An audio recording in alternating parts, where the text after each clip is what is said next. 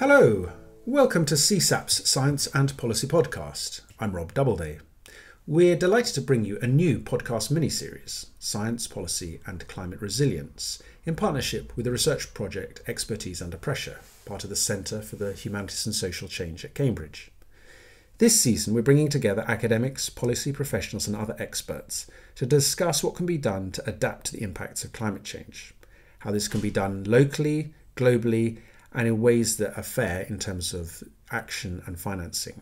We're particularly interested in what momentum was established at the Glasgow COP26 meeting at the end of 2021 and what can be done to accelerate those actions in a race to resilience. I'm pleased to introduce my friend and colleague Emily Shuckburgh, Professor of Architectural Engineering at the University of Cambridge. Emily is an expert on hazards to the built environment and what can be done to increase the resilience of cities and urban environments. Emily is going to be presenting this series. Hello, Emily. Thanks, Rob. Hello, everyone. I'm delighted to be part of this podcast series. And today we're going to be joined by climate scientist Professor Emily Shuckburgh, Director at Cambridge Zero, which is a climate initiative at the University of Cambridge. Amy Mount, a climate policy and politics expert who has worked in government, NGOs and now advises at philanthropies.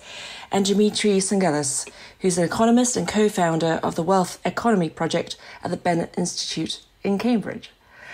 Thank you very much, all of you, for being with us today. And I really am pleased because we have been talking about COP26 and what's really been the initiatives and the achievements since COP26. But really, it's important to gather our thoughts and think about the future as we're only 6 months away from COP27.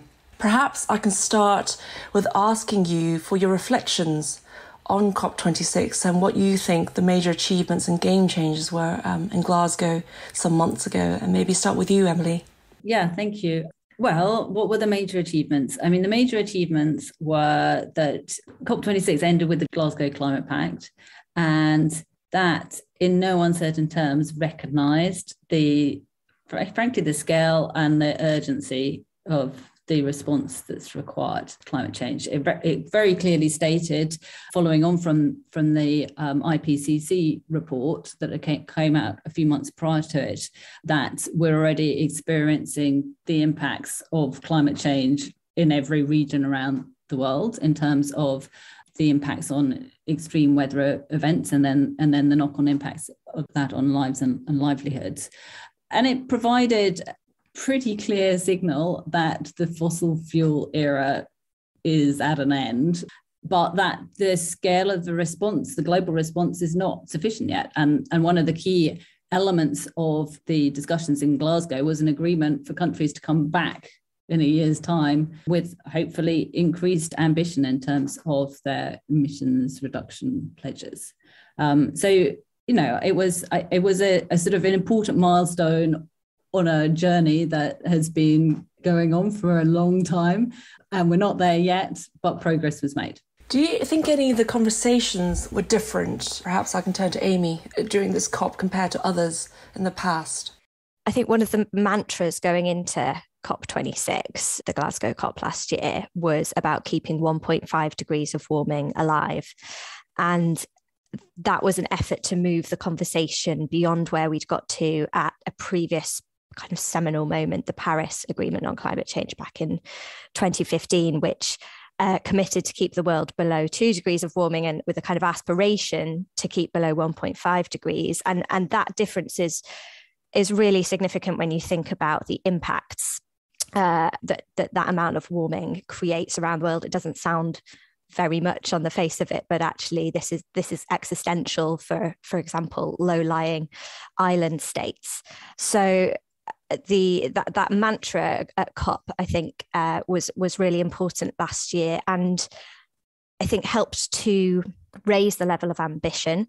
When you look at the amount of warming that's now predicted on the basis of the pledges that were made at COP this year, it has come down. So that emissions curve has bent down further from where we were, which is quite a tangible indicator of progress last year. But it's as Emily said, it's not enough. So on the most kind of optimistic pledges, we're getting down to maybe 1.8 degrees, whereas it was 2.1 degrees Celsius before the COP. But the short-term pledges are really important ones. So a lot of these pledges, the net zero pledges that we heard coming from governments and indeed companies around the globe, they're quite far off. So what's really critical now going forward is what's the action that's going to come this decade that's going to remove the chance of some of those higher levels of warming. And do you think the actors, the people involved in COP has changed, Dimitri? From your point of view as an economist looking into, are there more businesses involved, interest from a wider audience? I think there are. Businesses are very much mindful of the fact that this transition is real and it's large and it's happening quickly. So it's not something that a sort of strategically minded, proactive business wants to brush under the carpet. They realize that managing risk and taking advantage of opportunities means managing that transition proactively. And there are opportunities, and I think businesses are very keen to try and steer the process so that those opportunities are, that they can avail of those opportunities and avoid the risk of investing in assets that become stranded and devalued. And I think in that sense, COP26 was actually quite an important milestone. It was not a negotiating treaty. It was not like Paris. There wasn't an accord that came out of it. It was more of a sort of technical process. And in that respect, I think, as Emily has said, I think there was quite a lot of progress. As Amy, there was an increase in the ambition of the nationally determined contributions. All the big economies, pretty much all the big economies submitted significantly enhanced NDCs, nationally determined contributions. Some of the major players, the EU, the US, Japan, Canada, and the UK, have committed to broadly halving emissions by 2030. Now, all of that, it's still not enough to get us even to 2 degrees, let alone 1.5 degrees. But as Amy said, the trajectory has been bent. We're probably about halfway in terms of filling the gap to 1.5 degrees by 2030. And we need further to go. And that's why, I think it was a success in terms of it being progress by moving in the right direction. But clearly, we all would have liked more. But it would have been unrealistic, I think, to expect much more to come out of one COP. The COPs are a process. Nobody expected the climate problem to be licked in this one meeting. But I think the trajectory is encouraging, albeit with a lot more ambition required. Great. And I think I want to pick up on a point Emily made about fossil fuels and the fact that, people are now all realising this can't be done. And this was an important contribution in carbon, reduction of carbon. But we also are now seeing people talking about adaptation and looking at resilience rather than just actions, mitigation actions. We really need to look into how we adapt to the future without fossil fuels and without things that we're used to, essentially. And one of the focus of this series is really looking at race to resilience. How have we changed the narrative from looking at just aiming for net zero to really thinking about the future, living with climate change and living with this reality? And perhaps, Emily, I can ask you to give us an overview or your own standpoint on what it means to go from mitigation to adaptation. Is it completely different things, or is it something that actually is a next step to mitigation? Yeah. So, the first thing is that mitigation and adaptation have to be considered hand in hand. What we're trying to build is a climate resilient net zero future for everyone. And and that's going to be in different local contexts. The balance between the amount of effort that's required to be put in to create the net zero part of that is going to be different to the amount of effort that's required to put in the resilient part, depending on those local contexts. It has always been the case that the two need to be considered together, not least even in the circumstances we've been talking about, in which we do keep temperatures below 1.5 degrees. That's still significant climate change. We've already seeing the impacts of climate change, as I said at the start, impacting lives and livelihoods. And, further warming is still, unfortunately, inevitable at this point, even if we increase the ambition in terms of our emissions reductions. So resilience, building resilience in communities across the world is incredibly important. And one of the areas where we're increasing our understanding and knowledge is the way in which climate-related and other risks around the world are interconnected. And so, it's very much looking at those networked risks, cascading risks that propagate through society, global society. And I think some of the, we've seen some big non-climate related risks, some big shocks caused by the pandemic and more recently the invasion of Ukraine. But in both circumstances, lack of resilience associated with aspects that, in some ways are to do with climate change, or it's certainly related to, whether it's looking at the impact of the Ukraine crisis on global food prices, but then the fact that in some instances, aspects of those global food prices are already under stress and strain as a consequence of climate-related impacts. Understanding how these things all interconnect and making sure that we're building a resilient system in each country that is capable of responding and to shocks that are put onto it is absolutely critical. And you highlighted the fact that it is a global issue. We can't just be relying on ourselves, and that's really showing the fragilities of the supply chains, our financial system, our food security. And Dimitri, perhaps I can bring you in to talk a little bit about equity and the global north and south. How are we doing in terms of helping our neighbours in the world of climate change? Yes, there's a huge and important equity story here. I mean, as Emily said, it's not an either-or when it comes to mitigation and adaptation. After all, mitigation is just a question of avoiding further adaptation down the line. And it's important to recognise that the rise in required adaptation, the rise in climate risk, is non-linear. So on the one hand, you've got a quarter of a metre rise in sea levels, you can buy some sandbags. Another quarter of a metre rise, you have to build some pretty expensive levees. Another quarter of a metre rise, you've pretty much got to shift the entire town and city and mass migrate it somewhere else. So those increases in adaptation costs are not proportionate. And then, as Emily mentioned, you've got these systemic risks, the potential for thresholds to be reached, which then instigate irreversible processes, the collapse of the Amazon rainforest, the release of methane from the tundra, the melting of ice caps, reducing the albedo effect, which increases global warming, and so on. So we really have to mitigate to prevent adaptation. But as Emily's already said, we need to adapt even now. We're seeing the impacts of dangerous climate change, and there's more baked into the system to come. And it's, a fact of the matter that, for the most part, those countries that are least responsible for the stock of greenhouse gases, and it's the cumulative stock of greenhouse gases that causes global warming, are the ones that are most likely to suffer from the changes in the climate. They're often in less temperate climates. They are more agriculturally based economies, and therefore they're more vulnerable to climate effects, and they're least able to adapt because they're poorer. So, it's really important that these countries see some opportunity as well as a reduction in risk from taking action, both in terms of mitigation and adaptation. And there are many ways that we can talk about them in which you can actually square that circle and improve resilience, reduce your emissions, reduce your resource use, and increase your adaptive resilience to dangerous climate change and other important transformations we're going to see this century. I hope to pick up on that in a minute in terms of the ideas that are coming in to create a more resilient society globally. But perhaps I can just ask the same question to Amy in terms of the UK perspective. How are people viewing this difference between or need for adaptation in addition to mitigation actions?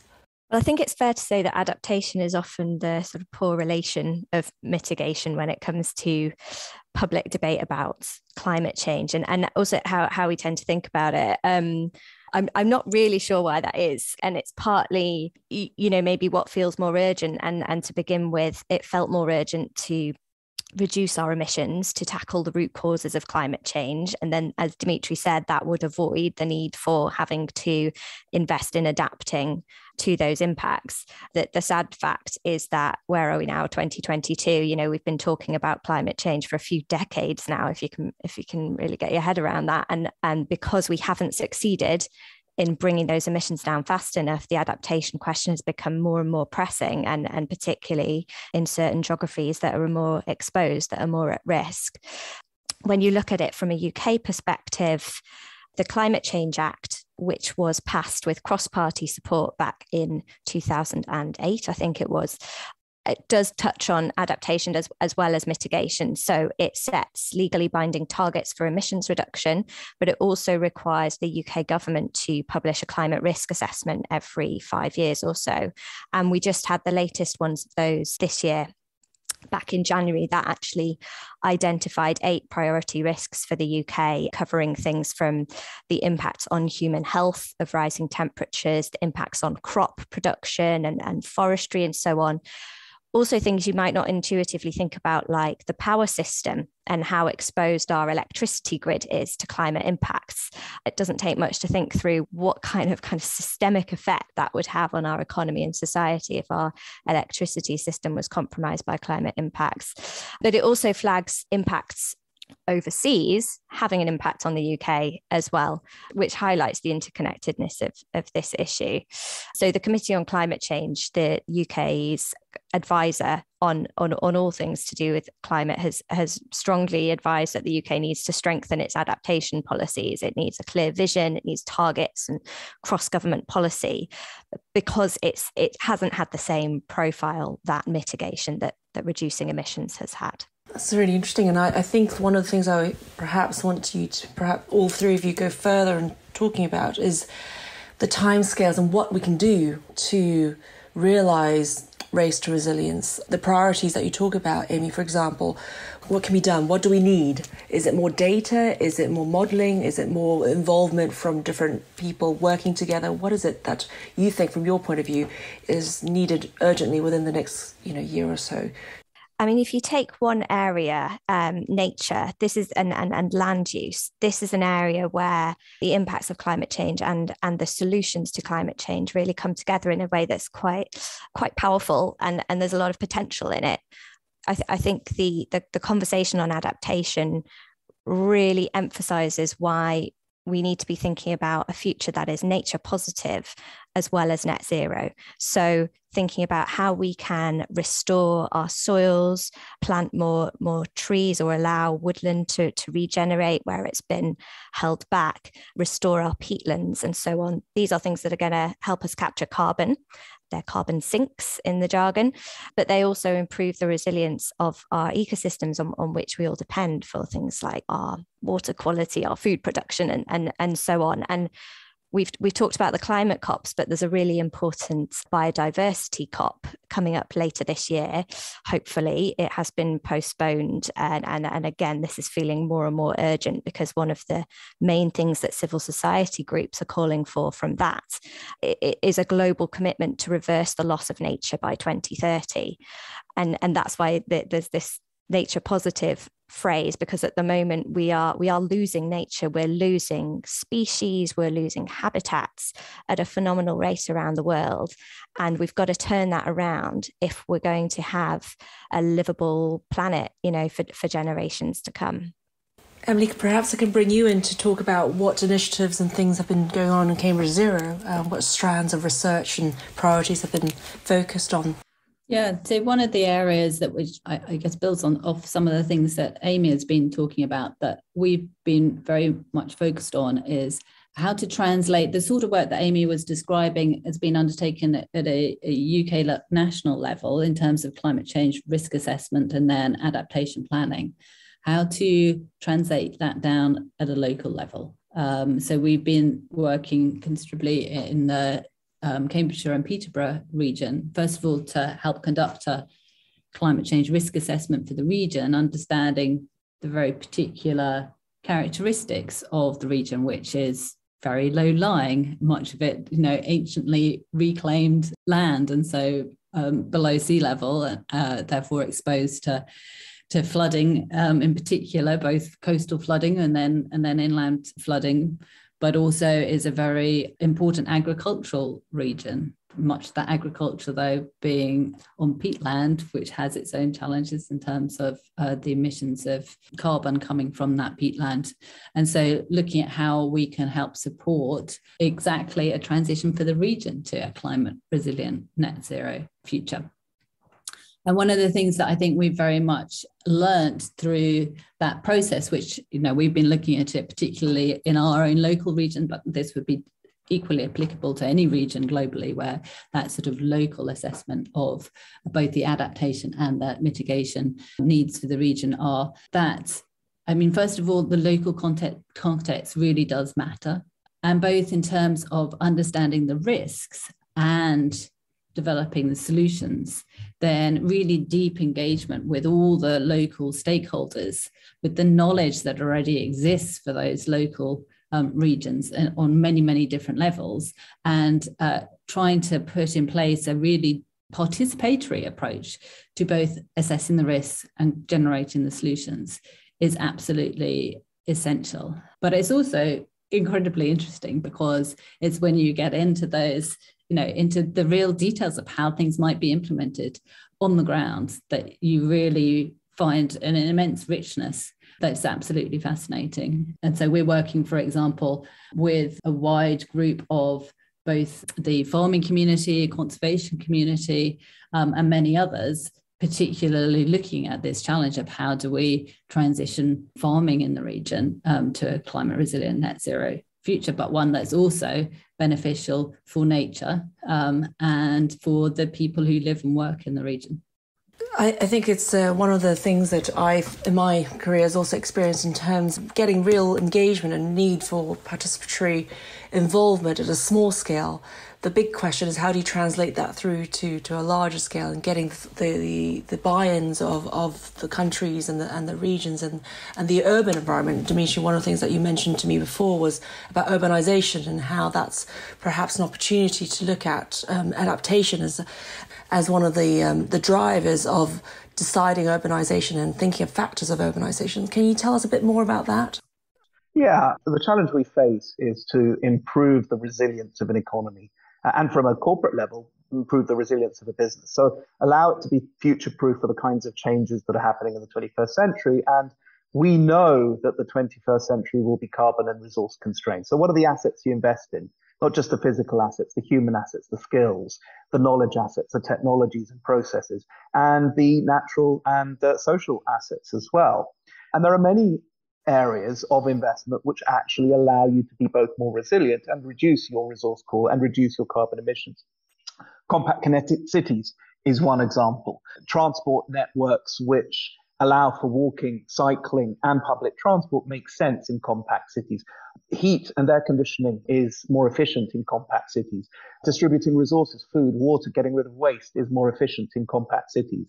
Compact cities are also, have documented benefits in terms of improving productivity and wages, simply because of the benefits of bringing people together effectively. So, that's a quick win, if you like. But it's not just about cities. It's about better land use. It's about better agricultural practices. We've talked about soil restoration, enhanced water management, and also the reduction in food waste and distribution and consumption. These are things that both reduce resource and carbon emissions, but actually improve efficiency and productivity as well. And it's not just the old-fashioned stuff. It's not just the sort of the boots on the ground in terms of land management. There's a big digital story here. The low carbon transition is only one of a number of 21st century secular megatrends. We've got artificial intelligence, automation, machine learning, big data, nanotech, biotech, the Internet of Things, you name it. These are all technologies that can be brought to the fore in terms of improving the efficiency with which we use our resources and allowing us to monitor and measure in real time the way we manage our resources and the amount of carbon that we emit. And of course, measuring it accurately is an important factor in managing it as well. And then there are other leapfrogging technologies that we talked about, equity. Many developing countries in the global south managed to leapfrog fixed line telephony because they didn't have a fixed line grid and go straight to mobile phones and all the banking apps and IT related benefits that came with that. Well, there's something similar that can be done in terms of distributed energy. If you don't have a pre-existing energy grid, then solar power and battery storage can be immensely cheap and provide electricity to communities that otherwise would never have a hope of having it. Those developing countries that invest in that can then build the system, build the skills, build the technologies, and perhaps even manufacture, fabricate, and export the kit to other countries. So there are opportunities as well as risks for the global south. Can I just come in there as well? Because I think the term resilience is really important here because it implies a kind of flexibility and the need to be able to respond to types of shock and stresses and so on that we can't necessarily anticipate. I think it's quite easy when thinking about climate change and looking at these models and projections and the kinds of policies that were needed is to assume that it's going to be a nice, smooth trajectory following those lines on the graph. But as events since COP26 have already shown us, this is not going to be a straightforward pathway. Putin's invasion of Ukraine, phenomenally disruptive, terrible humanitarian disaster, and is necessarily focusing international attention on that crisis. And there will be other crises, and we need to think about resilience, not just in terms of our infrastructure, but our political systems and our social systems, and how communities will be able to navigate their own ways through this when national governments are not always able to step up to the plate in perhaps the way that we might want them to. So the climate transition that we have to see to avoid massive new kinds of risks is coming on top of existing unfairnesses in societies and imperfect political systems. So when we're thinking about resilience, I think we need to be thinking about how the kind of international solidarity that are needed, not just to respond to and adapt to climate change, but also to deal with crises like the one that we're seeing in Ukraine.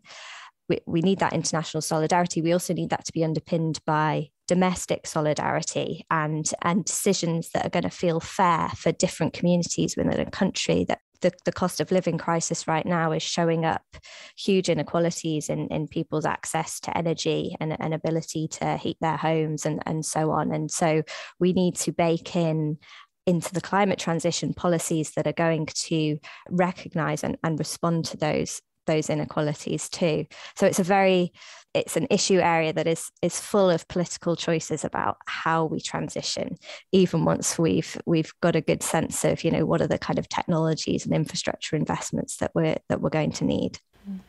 And Amy, given what you've just described, and it's one of the biggest issues to keep the momentum and motivation going for doing something, for action, for adaptation action, but if it drops down the priority list because of other things coming in, the day-to-day living costs, as you mentioned, the energy crisis, the crisis in Ukraine, how do we keep that momentum going? What are there any ideas from the panel, but also that you know of around the world that we can engage with to keep this momentum? Perhaps, Emily, I can draw on your views and then go back to Amy. Yeah, so I mean, as you say, there's a lot going on, isn't there, in the world at the moment, unfortunately. And it's obviously easy as a consequence to forget about climate change, but climate change hasn't gone away. And the one thing about climate change is that it is, hugely predictable and hugely preventable as a global crisis. And so we really do need to make sure we don't take the eye off the ball in terms of responding. And, coming back to my earlier comments about how many of these risks are interconnected in any case, is another reason for doing that. So, I don't think there's a magic solution here, unfortunately. As I say, we basically know what we need to do in terms of building resilience to climate change.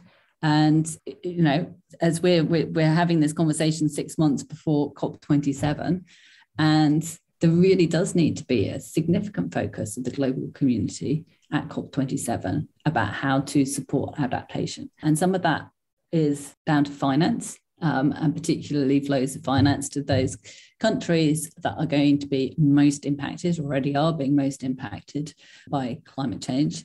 And part of that is about knowledge and expertise and understanding what the risks are at a local level, understanding how to respond in the face of uncertainty in terms of developing and building resilience and putting in place adaptation measures. But it's not something that we can in any way ignore, because doing so will only result in inevitably risks in the future. And Amy, maybe I can come back to you about your thoughts on how to keep the momentum going. I mean, the sort of positive side of this story is that we know that the solutions that we need to put in place to address climate change also help build resilience in the wider economy. So the Ukraine crisis, but even before that, the volatility in international gas markets was showing up the insecurities of our fossil fuel system and what we're exposed to when we rely on fossil fuels. So things that you can do, like improving energy efficiency, insulating our homes, reducing energy demand through smart appliances and so on, they're things that are going to reduce our exposure to those international fossil fuel prices, because we'll need fewer fossil fuels. So it's not necessarily a question of like layering crisis on crisis and each one kind of requiring a completely new approach. You know, we need to be thinking about how we're future-proofing our economies for the 21st century, for a world in which climate is changing, but in a way that can raise prosperity, help ordinary people in their households. And, you know, we're building newer technologies, newer infrastructure that are actually going to have a load of co-benefits like cleaner air and so on. So it doesn't have to be a zero-sum sort of game. We have these solutions at our fingertips that can address multiple issues at once. Yeah, and that actually resonates with my own findings in terms of looking at disaster mitigation from the past, is that it's very difficult to convince people to do something when it's just a black and white solution. It's just for one particular targeted risk mitigation. When you look at it in a holistic way, or there are co-benefits, as you say, Amy, it becomes a much more tangible and attractive way of adaptation and increasing resilience. Perhaps I can ask Dimitri for his thoughts and, I guess, hopes for COP27. Emily already mentioned that, you know, it's 6 months from now. We really need to focus attention and think about financing and all the things that we need to do urgently, given all these other things that have come into our view since COP26. Perhaps, Dimitri, I can ask you to think, looking forward to COP27, what are the key challenges, but also what are the key things that we should be putting on the agenda to think about? Yeah, and why not wrap that into the challenges of resilience that we've talked about post-COVID and post the invasion of Ukraine. As Emily and Amy have both said, stuff happens. Some of it surprising, some of it less so. But what it does show is that success requires flexibility and being able to manage and cope with that kind of change. And that's not going to happen without some degree of investment. That could be investment in technological kit. The IEA now describes renewable energy as the cheapest electricity in history. Well, why not invest in that, especially if it allows you to disentangle yourself from volatile fossil fuel supply chains? Many European countries have spent a little bit more investing in renewables that have been far less vulnerable and susceptible to the energy market changes that have resulted post-Ukraine. But of course, for many countries in the developing world, that will require a transfer of finance and a transfer of technologies. And I think that's one of the big missing areas that came out of COP26. Not only the sort of 100 billion, which was supposed to have been delivered by 2020, but then the next targets for, beyond 2020, finance for 2020 to 2025. And most importantly, because 100 billion is a trivial drop in the ocean in terms of the investment needs in developing countries, how do you leverage private finance in those countries? How do you support those countries in having the capacity and the institutional ability to absorb that kind of finance and put it to productive use, such that they can, take advantage of the opportunities and minimize the risks associated with managing all the change that's happening? Because as ever with these things, the rich countries tend to be better placed to manage change. And there's a heck of a lot more of it coming than I think we've seen over previous decades. So this story of resilience, the story of flexibility, and this story of enabling through both finance, technologies, and capacity, those countries in poorer parts of the world to avail themselves of the opportunities and minimize the risks, I think is going to be the next big challenge that we're going to see in COP27 that needs to be addressed. Another really important element of the discussion, over the coming years is the relationship between the US and China. And I think rebuilding that relationship in a way that's constructive in terms of both addressing the climate challenges, addressing resource use issues, and helping developing countries invest in the right resources is going to be really, really important. So I do worry about the geopolitical, who doesn't, with the geopolitical landscape at the moment. And it's one that could, if it's not carefully managed, result in us failing to advance as quickly on some of the challenges that we face. And some final thoughts from Emily on what needs to be on the resilience agenda for COP27? I think, it's the same as on any of the climate agenda. We know what the solutions are. We know what we need to do. We're just not doing it at scale and fast enough. And so what's required, what needs to be on the agenda at COP27 in terms of adaptation and resilience, it's an acceleration of the finance and more generally the response globally to the challenge. Thank you. Well, thank you to Professor Emily Shuckburgh, Amy Mount and Dimitri Zenghelis for joining the conversation today. I've learned a lot, and I really think this is just the start of many conversations to have in the years to come, but you've brought the attention to us and hopefully to our audience as well. So thank you. Thank you very much. Thanks. It's been great talking with you all. Thanks very much. This series on science policy and climate resilience is brought to you in partnership with the research project Expertise Under Pressure, part of the Centre for the Humanities and Social Change at the University of Cambridge. To hear more conversations like this, make sure you follow and subscribe wherever you get your podcasts. You can also follow us on Twitter and LinkedIn.